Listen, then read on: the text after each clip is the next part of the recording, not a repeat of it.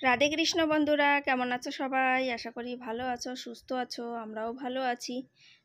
সংসারের সমস্ত কাজকর্ম সেরে বিকেলবেলার দিকে একটা কেক বেজ বানিয়ে রেখে দিলাম, সমস্ত কাজকর্ম গুছিয়ে করলাম। সব মিলে আজকের ব্লগটা থাকছে, দেখতে থাকো, আশা করি তোমাদের ভালো লাগবে।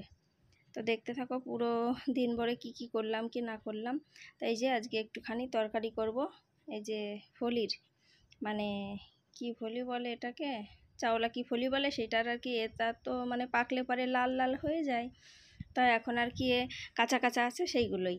তাই যে কুমড়োর ডগা কেটেছি আর একটুখানি সয়াবিন ভিজিয়ে রেখেছি, সব আর কি রান্না বান্না করব একবারে, পুরো দিনের রান্না বান্নাই আর কি করে রেখে দেবো। আর রাত্রেবেলায় রান্না করব না।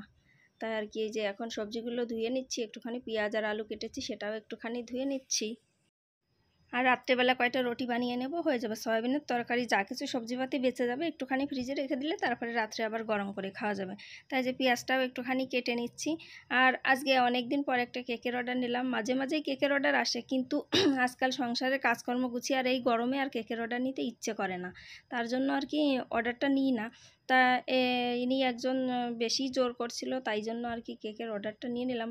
আর এখান থেকে এই যে কয়টা লঙ্কা নিতে এসেছি, এটা দেখো আমার টয়লেটের উপরে একটা ছোট্ট একটা স্টোর রুম হচ্ছে। মানে এখানেই আর কি অনেক কিছু জিনিসপাতি রেখে দিই আর কি। রান্নাঘরটা তো প্রচুর ছোট, তার জন্য এখানেই অনেকটা জিনিসপত্র রেখে দিই আর কি। তাই যে কাঁচা লঙ্কাটা সেদিনকে আর আনতে পারেনি, মানে কাঁচা লঙ্কাটা আর কি পাইনি বাজারে। তা কাঁচা লঙ্কাটা ফুরিয়ে গেছে, এই জন্য শুকনো লঙ্কা দিয়েই এখন রান্না বান্না করতে হবে। তাই আর কি ডিব্বাতে খতম হয়ে গেছিলো, সেটাই নিতে উপরে এসেছিলাম। তো ব্যাস নেওয়া হয়ে গেছে, এখন আর কি ঝটপট রান্নাগুলো করে নেব।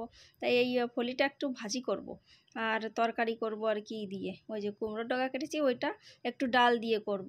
ছোটোবেলায় দেখতাম আমার একটা দিদা আসতো, ওই দিদাটা কলকাতায় বাড়ি, কৃষ্ণমতে, মানে কৃষ্ণমতে থাকতো। উনি আর কি এরকম নিরামিষভোজী ছিল।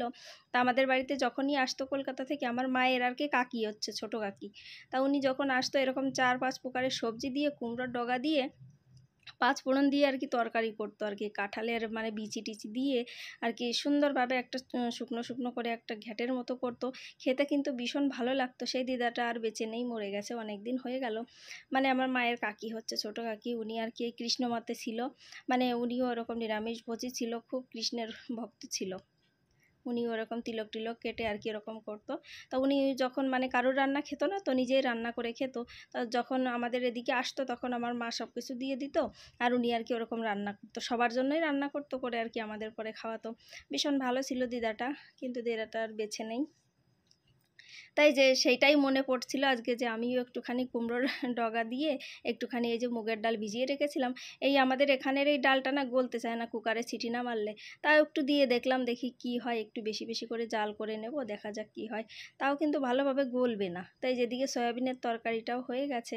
আর রোজ একটু একটু করে আর কি তোমাদের সঙ্গে ভিডিও শেয়ার করি, যা মানে পুরোটা তো আর শ্যুট করা সম্ভব হয় না। তাই দিকে আমার তরকারিটাও হয়ে গেছে, ডালটা ঠিকঠাক গলেছে, কিন্তু তবে অত একটা ভালো গলেনি, যেরকম প্রেশার কুকারে গলে যায় সেরকম আর গলেনি।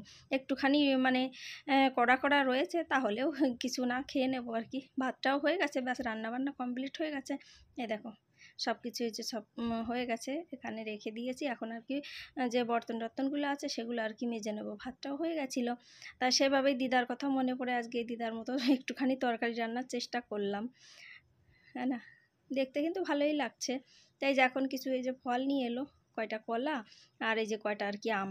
আম এখন ভালোই আসছে, কিন্তু আজকের আমটা কেমন যেন একটু ছোট ছোট, আর বেশি একটা মানে পেকে গেছে। দেখতে কাঁচা লাগলেও কিন্তু পেকে পেকে গেছে। তা এখন ওই 7টা 7:30টার মতো বেজে গেছে। তা ভাবছি কালকে কেকটা বানাতে হবে, তা আজকে বেসটা বানিয়ে রেখে দিয়ে রাতভর ঠান্ডা হয়ে গেলে সকালবেলা উঠেই আর কি আইসিং করে দেওয়া যাবে। তা সেটাই আর কি এই যে তৈয়ারি জোগাড়যন্ত্র করছি। আর প্রিমিক্সটা অনেক দিন ধরে ছিল না, কেক বানাতাম না বলে, তারপরে এদিন আবার মানে গেছিলো, তাই আর কি সব কিছু নিয়ে এসছে। তো একটুখানি ওদের আর কি স্ট্রবেরি কেকের ডিমান্ড পড়েছে, তাই আর কি একটুখানি এই যে ফুড কালার মিলিয়ে দিলাম।